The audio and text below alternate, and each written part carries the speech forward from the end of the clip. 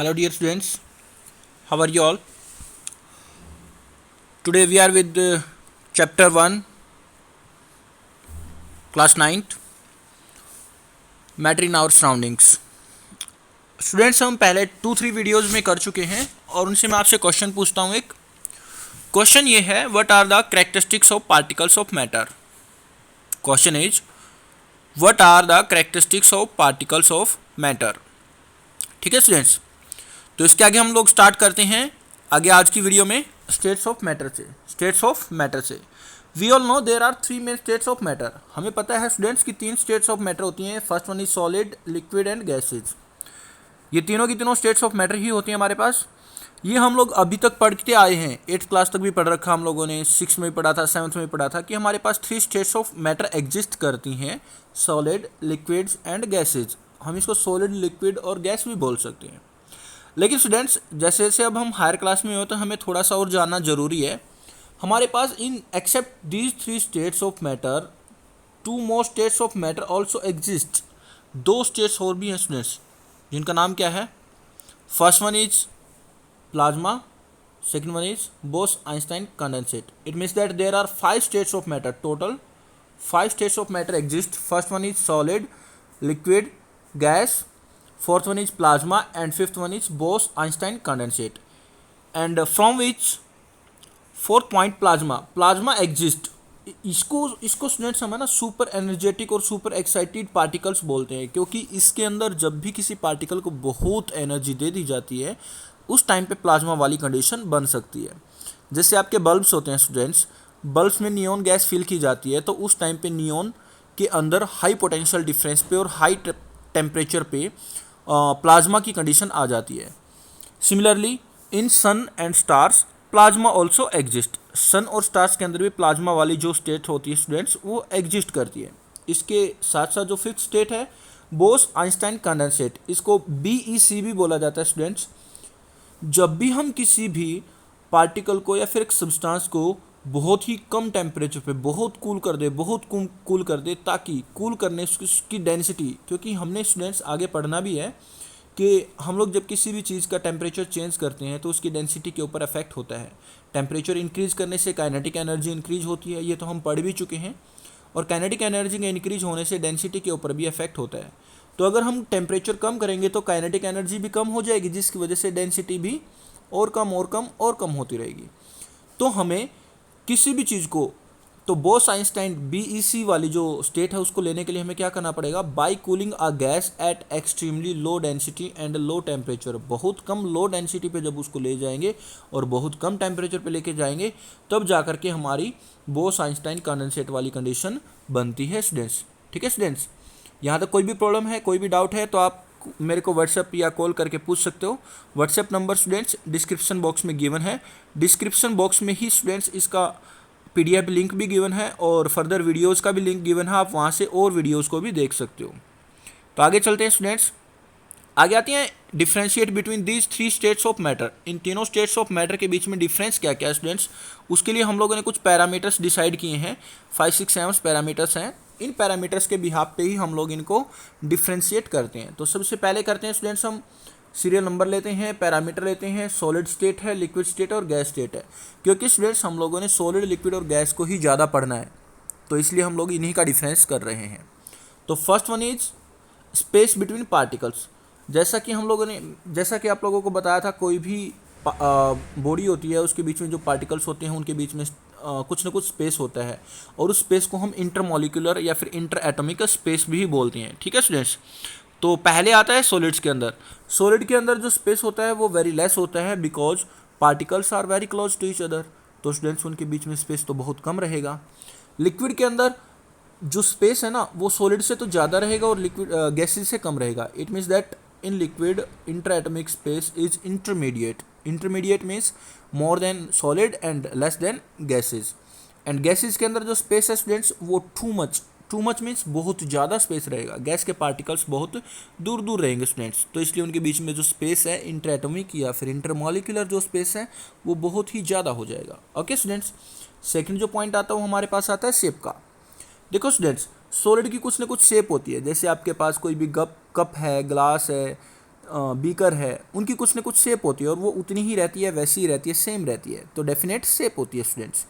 जबकि लिक्विड की definite shape नहीं होती। डेफिनेट शेप का मतलब कैसे, अगर हम लिक्विड 1 ग्लास ऑफ वाटर लेते हैं तो उसको ग्लास के अंदर डालेंगे तो वो ग्लास की शेप ले लेता है, बाउल के अंदर डालेंगे तो स्टूडेंट्स बाउल की शेप ले लेगा, स्मॉल बाउल के अंदर डालेंगे तो स्मॉल बाउल की शेप ले लेगा, तो इनकी फिक्स शेप नहीं है।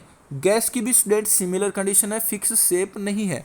अगर हम उसको सिलेंडर के अंदर बंद करेंगे तो सिलेंडर की शेप ले लेता है, रूम के अंदर रखते हैं गैस को तो रूम की शेप ले लेता है। तो स्टूडेंट्स हम क्या कह सकते हैं कि सिर्फ सॉलिड की डेफिनेट शेप्स होती है, लिक्विड एंड गैसेज की डेफिनेट या फिर फिक्स शेप नहीं होती। ठीक है स्टूडेंट्स, थर्ड पॉइंट पे हम चलते हैं, वॉल्यूम आता है। वॉल्यूम क्या होता है स्टूडेंट्स, जैसे area, length, breadth and height, तीनों को मिलाकर के जो भी चीज़ बनता है ना, एल बी और एच, इसको बोलते हैं स्टूडेंट्स एल बी एच, इसका फॉर्मूला होता है वॉल्यूम। तो वॉल्यूम क्या होता है स्टूडेंट्स, जो भी कोई बॉडी कितना जगह या कितना स्पेस लेती है उसको हम क्या बोलते हैं, वॉल्यूम। तो भाई सॉलिड है, जैसे अगर आपने कप, जैसे अभी अभी हमने एग्जांपल लिया था कप का जो शेप था, the shape of the cup will be fix, it means that its volume also fix, wherever we will place it will take the same volume. यानी कि हम कप को कहीं पे भी रख देंगे तो वो उतना ही वॉल्यूम लेगा। इसका मतलब क्या है, जो थर्ड पॉइंट है स्टूडेंट्स, जो सॉलिड है सॉलिड के अंदर फिक्स वॉल्यूम है, जितना उनका वॉल्यूम है उतना ही रखेंगे। लिक्विड का भी स्टूडेंट्स फिक्स वॉल्यूम होता है। जैसे अगर हम बात करते हैं 1 लीटर मिल्क है तो चाहे हम उसको बकेट के अंदर रखें चाहे हम उसको बाउल के अंदर रखें तो वो 1 लीटर ही रहेगा। ओके स्टूडेंट्स, तो liquid also have fixed volume but gases do not have fixed volume. It means that gases do not have no fixed volume.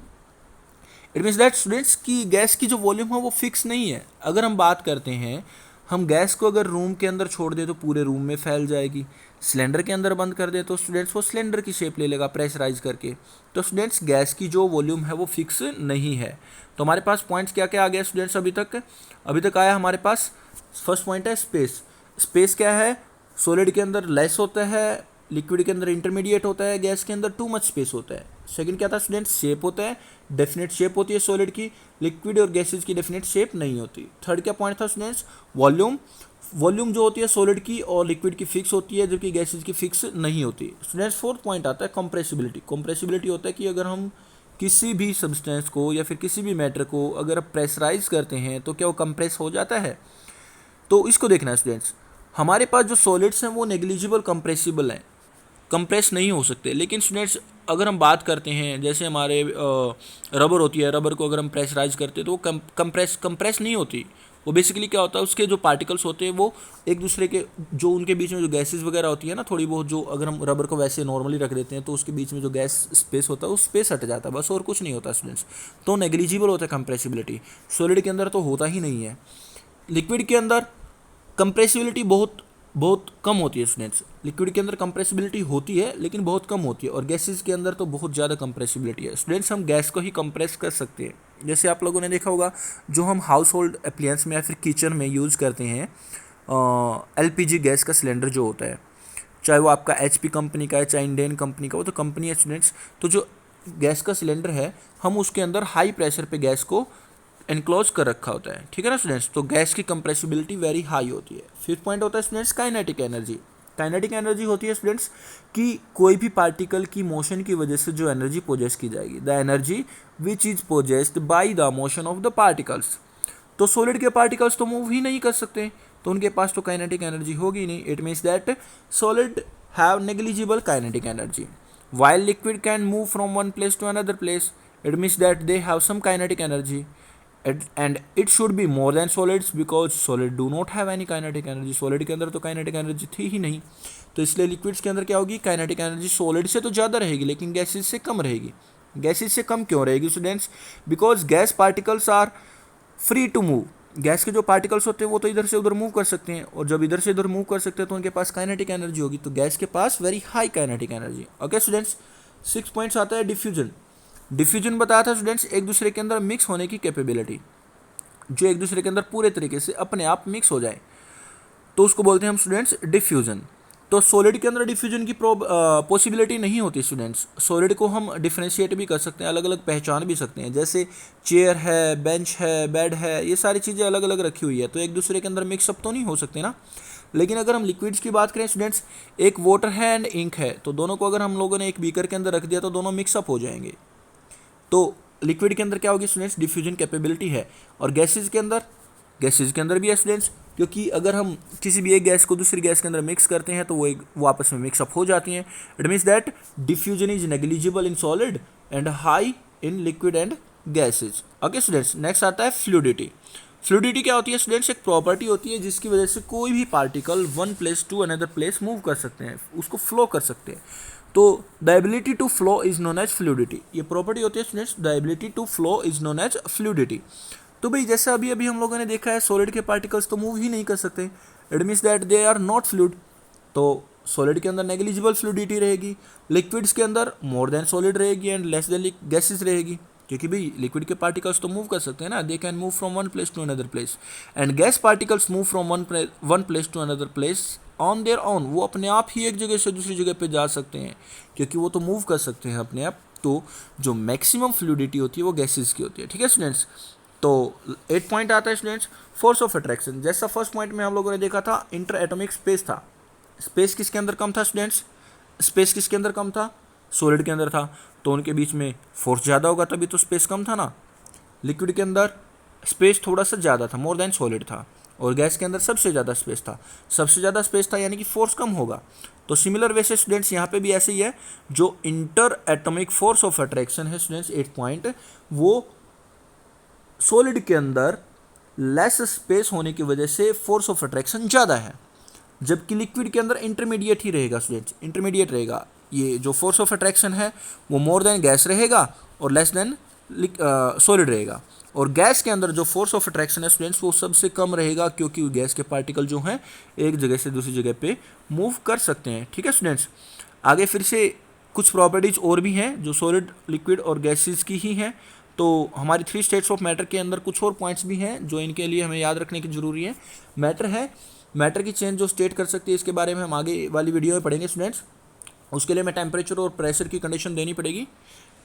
जो स्टेट्स चेंज हो सकते हैं स्टूडेंट्स, उसके लिए हमें टेम्परेचर और प्रेशर की कंडीशन देनी पड़ती है। ठीक है स्टूडेंट्स, स्टेट्स को चेंज करने के लिए। तो हम आगे आते हैं मैटर के अंदर। 3 स्टेट्स ऑफ मैटर होती है, जो पहले सॉलिड है, इनकी प्रॉपर्टी को हमने पढ़ा भी है स्टूडेंट्स। जो सॉलिड की डेफिनेट शेप होती है, डेफिनेट वॉल्यूम होती है, यानी कि कुछ ना कुछ स्पेस जरूर लेगा, और particles are very close to each other in a regular pattern, regular pattern में भी रहेंगे, यानी कि यहाँ पे फोर्स ऑफ अट्रैक्शन भी ज़्यादा रहेगा। ठीक है स्टूडेंट्स, सेकंड जो प्रॉपर्टी आती है वो लिक्विड्स की दे रखी है, डेफिनेट शेप नहीं होती, फ्लो कर सकते हैं और कंटेनर का शेप ले लेते हैं। वही पॉइंट्स है स्टूडेंट्स, थोड़े थोड़े एक्स्ट्रा मेंशन कर रखे हैं। डेफिनेट वॉल्यूम होता है, जैसे हम लोगों ने देखा था 1 लीटर मिल्क है, चाहे हम उसको बकेट के अंदर रखें चाहे किसी बाउल के अंदर रखें, वो 1 लीटर ही रहेगा। तो इनकी शेप चेंज हो सकती है लेकिन वॉल्यूम सेम रहेगा, वॉल्यूम फिक्स रहेगा। डी पॉइंट आता है students, particles are packed together tightly and they slide over one another as they flow, तो फ्लो कर सकते हैं, इसलिए फ्लूइड भी बोल देते हैं हम इसको। गैस की जो प्रॉपर्टी आती है स्टूडेंट्स, गैस की ना ही तो डेफिनेट शेप होती, जिस भी कंटेनर के अंदर उसको रखेंगे उसी की शेप ले लेता है। जैसे यहाँ पे रख रखा है, ओपन में है तो ओपन में खुला चला गया, यहाँ पे किसी बीकर के अंदर या फिर फ्लास्क के अंदर रख दिया तो उसने फ्लास्क का शेप ले लिया। ठीक है स्टूडेंट्स, फिर आगे आता है हमारे पास B point, no definite volume, इनका वॉल्यूम भी फिक्स नहीं होता, क्योंकि जहाँ पे भी उसको रखेंगे उसी वॉल्यूम को वो गेन कर लेते हैं। सी पॉइंट आता है students, particles are packed together the least, यानी कि पार्टिकल्स आसपास बहुत कम होते हैं। लिस्ट का मतलब क्या होता है स्टूडेंट्स, आसपास बहुत कम होना है, यानी कि पार्टिकल्स पास पास नहीं होंगे बल्कि दूर दूर होंगे, टाइटली पैक नहीं होंगे, ये बोल सकते हैं हम, यानी कि उनके बीच में जो स्पेस वो ज़्यादा रहेगा। ठीक है स्टूडेंट्स, डी पॉइंट आता है the particles move the fastest. Gas के पार्टिकल्स जैसे बताया था, क्योंकि गैस के पार्टिकल फ्री टू मूव होते हैं, इधर से उधर जा सकते हैं, तो इसलिए वो ज़्यादा दूर तक मूव कर सकते हैं और सबसे फास्ट भी मूव कर सकते हैं। तो स्टूडेंट्स, आज का वीडियो आपको कैसा लगा कमेंट बॉक्स में कमेंट करके ज़रूर बताना, लाइक एंड शेयर जरूर करना और चैनल को सब्सक्राइब करना, ताकि आगे आपको फर्दर वीडियोस मिलती रहें। और स्टूडेंट्स, जो भी आपसे क्वेश्चन पूछे गए हैं उनका आंसर ज़रूर करना है। उम्मीद करते हैं आपको वीडियो समझ में आएगी। और स्टूडेंट्स, हम लोग अभी अपनी डिजिटल क्लासेस भी स्टार्ट कर रहे हैं, और आप लोग उसको स्मार्ट क्लास भी बोल सकते हो। तो अगले वाली वीडियो से हम लोग स्मार्ट क्लासेस के थ्रू ही पढ़ेंगे, इससे भी ज़्यादा एडवांस और अच्छे तरीके से आपको मैटर प्रोवाइड कराया जाएगा। उम्मीद करते हैं कि आप सभी को अच्छे से समझ में आ रहा होगा। फिर भी जो डाउट्स हैं स्टूडेंट्स, तो आप लोग कमेंट बॉक्स में या फिर डिस्क्रिप्शन बॉक्स में मेरा व्हाट्सएप नंबर या फिर मोबाइल नंबर गिवन है, आप वहाँ पे आप मेरे से क्वेरीज को पूछ सकते हो। तो लाइक एंड शेयर जरूर करना स्टूडेंट्स, और चैनल को सब्सक्राइब करना। Thank you, have a nice day.